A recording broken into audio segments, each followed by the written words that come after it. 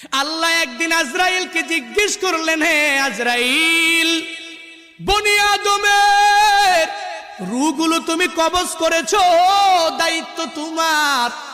হে আজরাইল, তুমি আমারে জানাও না ওই বনি আদমের মধ্যে কোন কোন রূহ কবজ করতে তোমার অনেক কষ্ট হয়েছিল।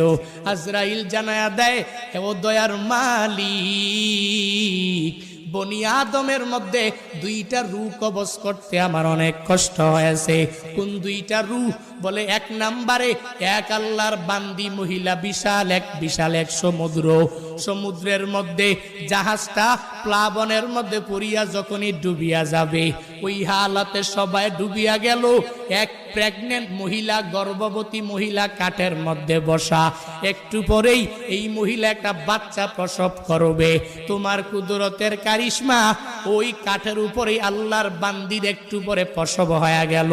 সন্তানটা দুনিয়ার মধ্যে ওই কাষ্টের উপরে যখন দুনিয়াতে আসলো, তখনই তোমার অর্ডার হয়ে গেল, হে আজরাইল, যাও এই বান্দির রূহটাকে কবজ করে তুমি নিয়ে চলে আসো। আমি যখন ওই কাঠের উপরে ঝুলন্ত ওই মহিলার রূহটাকে কবজ করার জন্য যখন আমি চলে গেলাম, আমার মনের মধ্যে অনেক কষ্ট ওই সময়ে লেগেছিল। কারণ কি আল্লাহ জানেন না? কারণ হলো এই কাঠের মধ্যে যে এই বান্দি সন্তানটা, ওই সন্তানের কি উপায় হবে, কই যাবে? কারণ দুনিয়াতে তার মা থাকবে না।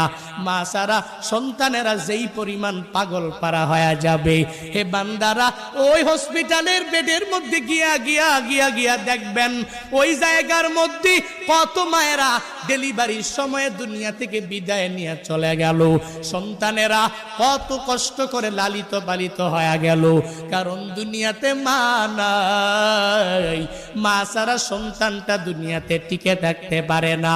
70 বছরের ওই মুরব্বী নিজের মা হারাইয়া কান্দে, চোখের পানি ফালায়া, ওই বাবা হারাইয়া কান্দে। কারণ বান্দা তো জানে আমার নাতি নাতনির অভাব নাই, এই দুনিয়াতে আমার ছেলের অভাব নাই, এই দুনিয়াতে আমি সব কিছু দুনিয়াতে পাইয়া গেলাম, এখন আমার কোনো কিছুর অভাব নাই। কিন্তু আমার মা ছাড়া আমার এতিম অবস্থা হয়ে যায়, আমার বাবা ছাড়া আমার এতিম অবস্থা হয়ে যায়। সন্তানটা বড় হয়ে গেল, এরপরেও মা ছাড়া চলতে পারে না।